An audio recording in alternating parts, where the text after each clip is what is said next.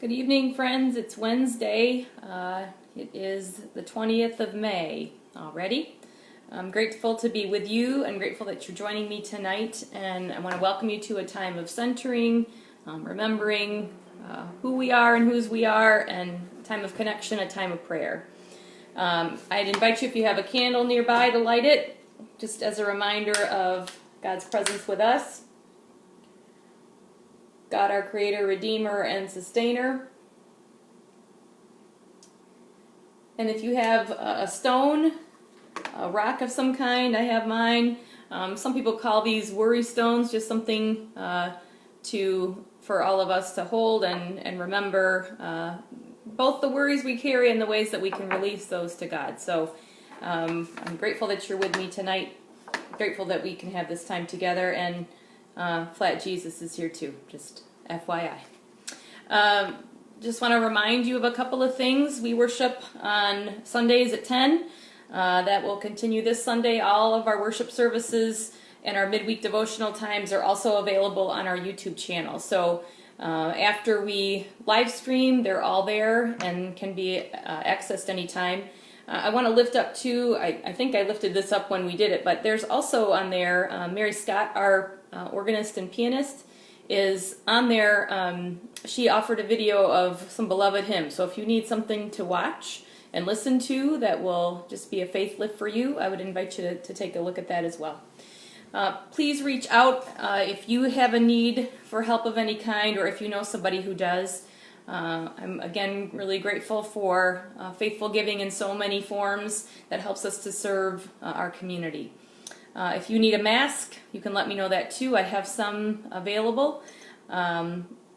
Hopefully, if you're part of our email list today, you received a link for a survey about returning to in-person worship whenever that may happen, but a survey that was developed by some of our leadership just to get a sense of where people are. So please take time. It's a pretty brief survey, but take time to fill that out. That will help us and just give us a sense of where everybody is. Take some time to fill that out as soon as you can. I want to lift up too that on either side of this time that we share together at 6 o'clock on Wednesdays, our youth are meeting together. So at 5:30, our middle school age youth meet together, and at 6:30, our high school age youth meet together. So I'm grateful for our leaders who make that happen and that connection that our youth have continued to have with each other during this time.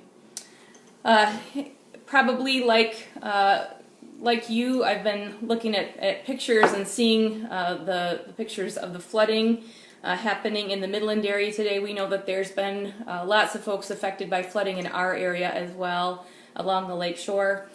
So I've been thinking a lot about all those people and praying for them as they deal with that on top of this time of difficulty and all that's happening with COVID-19. We lift them in prayer and we commit to support them in tangible ways, and I'll be sharing some of those ways over our communications in the coming days. I'm grateful for the connection that we have as the larger church, because that helps us to do some good work together. Our bishop has already sent out information, and our disaster response team is already at work as well. But I've seen some posts from my pastor colleagues in that area, and just lots and lots of devastation. Care facilities, hospitals evacuated, lots of folks still waiting to see what's going to happen with the water levels there. So look for ways that we can offer support in the coming days, and to continue to reach out if you know folks locally who are dealing with water in their homes. We want to help if we can. So keep that in mind, keep them in your prayers, and reach out with whatever act of help or kindness you can. So even without anything else happening, this time since mid-March has been disorienting for us, and it can feel like we've lost our way when the days run together, when our schedules look very different. We wonder about what's ahead for life and work and church and school and everything else. If you've ever been lost on a trail or taken a wrong turn and gotten lost, you know that feeling of disorientation. It is very disconcerting.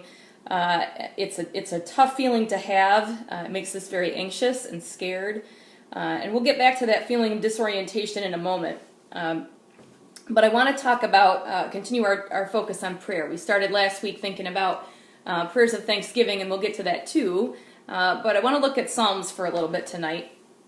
The Psalms are the prayer book of the Bible. That's probably not new news to some of us. There are prayers throughout the Bible, to be sure, but the Psalms are a place where we find different types of prayer, and that's helpful because we pray differently at different times in our lives. So knowing that is really a gift to us.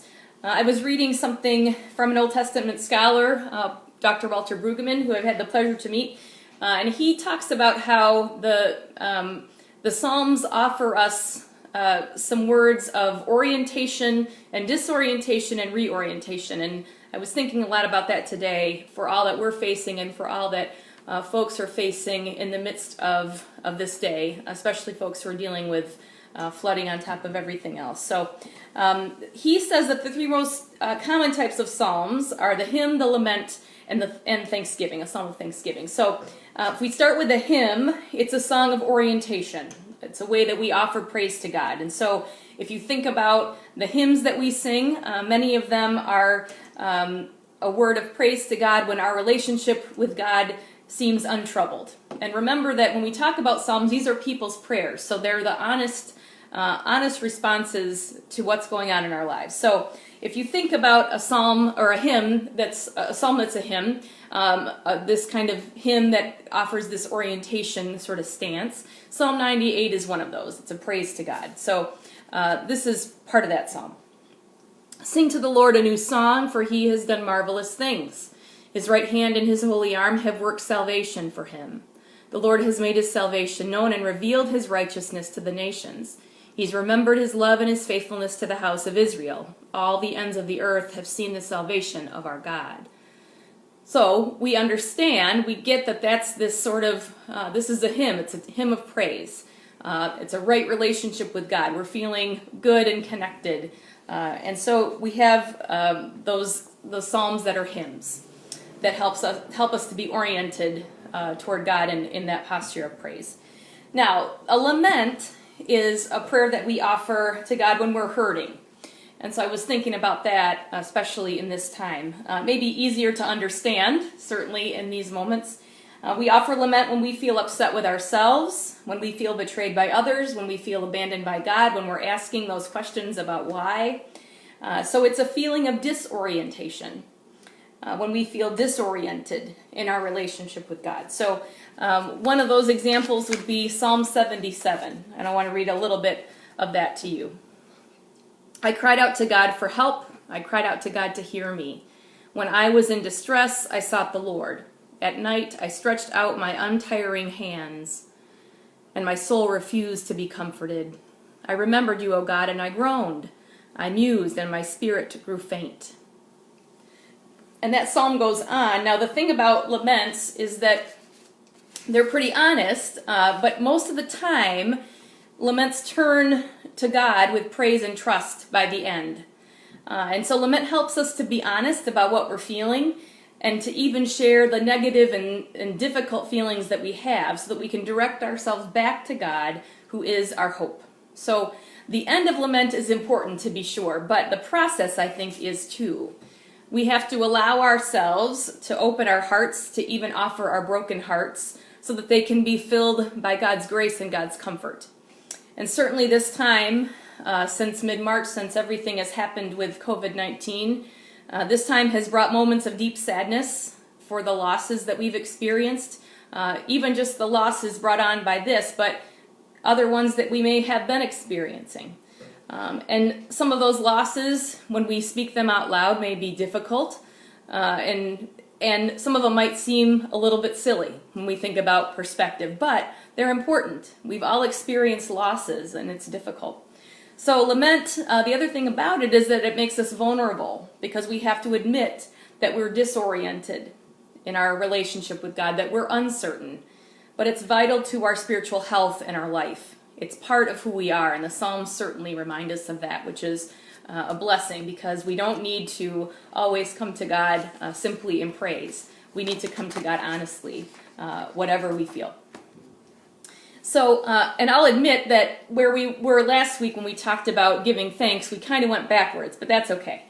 We focused on prayer last week, especially giving thanks in all circumstances. That word from 1 Thessalonians, not for all circumstances, but in all circumstances.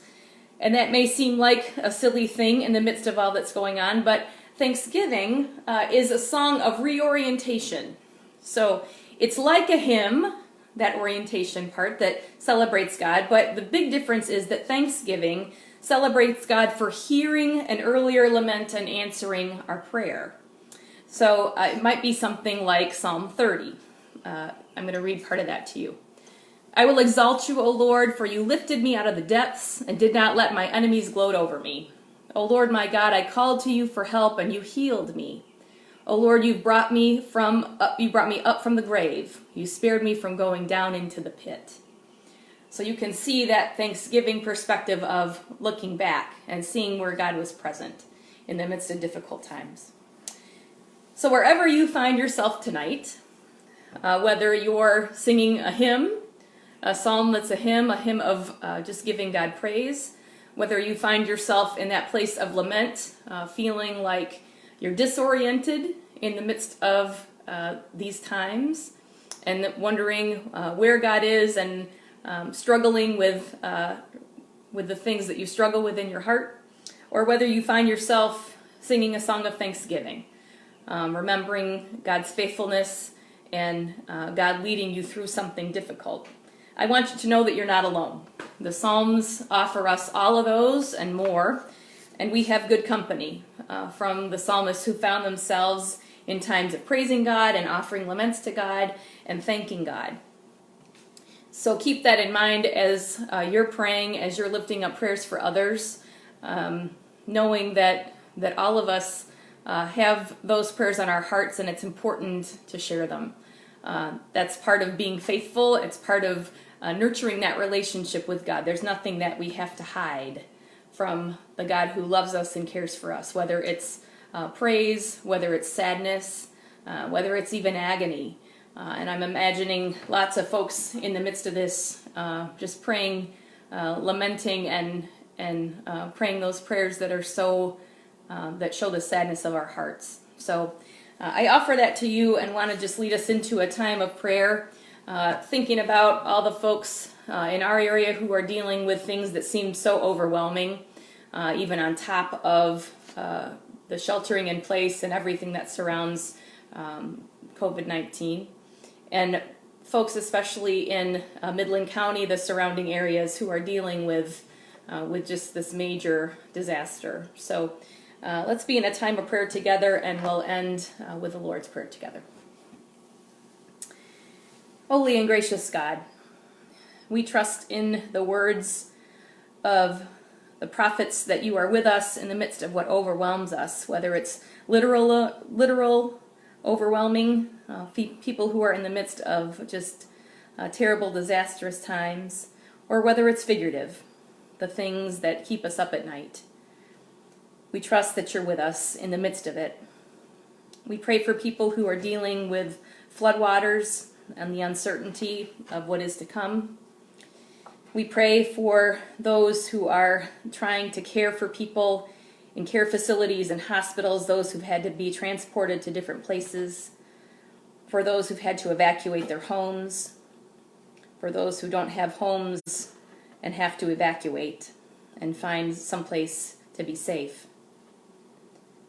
We pray for those in the midst of the Midland area, keeping watch over businesses, for those who continue to fight COVID, for those helping them to fight, for all the fear of the unknown, for first responders working through the night to keep people safe, for those who need help, and for those who are ready to help.